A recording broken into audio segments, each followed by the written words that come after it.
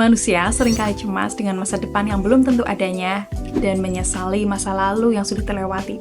Jika kamu ada dalam kondisi ini, simak video ini sampai selesai ya. Hidup di zaman modern yang serba cepat ini, rasanya untuk menjadi bahagia jadi sulit ya. Nah, supaya nggak sulit-sulit banget nih, aku kasih bocoran kunci pentingnya untuk menjadi bahagia. Kunci penting itu namanya dikotomi kendali. Jika kamu selama ini selalu mengontrol banyak hal untuk menjadi bahagia, maka saatnya kamu lepaskan semua beban itu. Dan yang perlu kamu tahu nih, bahwa hal yang bisa kamu kendalikan atau kamu kontrol itu hanya pikiran dan juga tindakan kamu loh. Selain itu, sudah di luar kendali kamu. Nah, mulai sekarang, cobalah untuk tidak mencemaskan kondisi cuaca yang tidak menentu, isu-isu politik yang bertebaran, dan juga perekonomian yang tidak stabil ini. Lah, terus kita nggak boleh gitu peduli sama isu-isu tertentu gitu. Bentar, yang perlu digarisbawahi itu tidak mencemaskan ya, bukan berarti nggak peduli.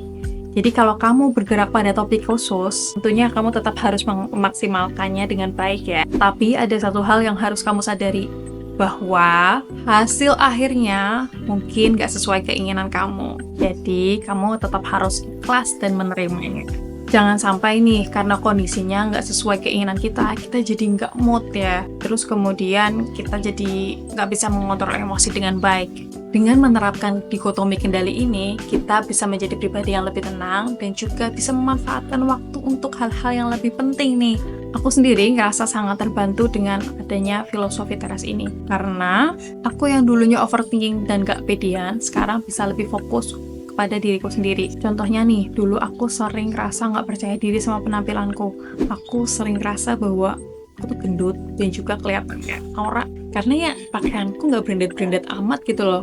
Tapi sekarang aku sadar bahwa value diriku atau nilai diriku tuh nggak terletak hanya pada penampilanku. Dan juga aku sadar bahwa hal yang dapat aku kendalikan adalah upayaku untuk tetap tampil rapi, bersih, dan juga menarik versi aku. Urusan pendapat orang lain mengenai penampilanku itu sudah di luar kendaliku. Filsafat Stoik ini juga membantuku dalam upaya pengembangan diri, terutama kemampuanku dalam berbicara di depan umum. Aku yang dulunya sering cemas ketika akan tampil berbicara di depan umum, sekarang cemasnya masih ada sih, tetapi lebih bisa aku kendalikan.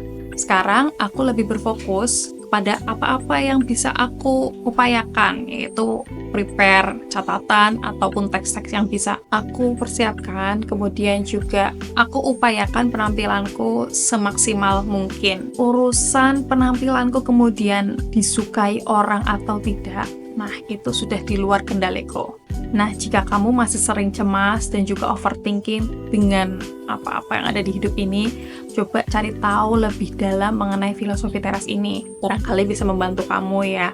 Kalau kamu cari referensi buku selain karya Henry Manampiring, ada juga buku-buku karya Ryan Holiday yang bisa kamu cari. Nah, terus kemudian juga ada video-video dari YouTuber seperti Ferwi Irwandi dan juga Raditya Dika yang membahas filosofi ini. Semoga membantu kamu ya, dan semangat untuk terus bertumbuh.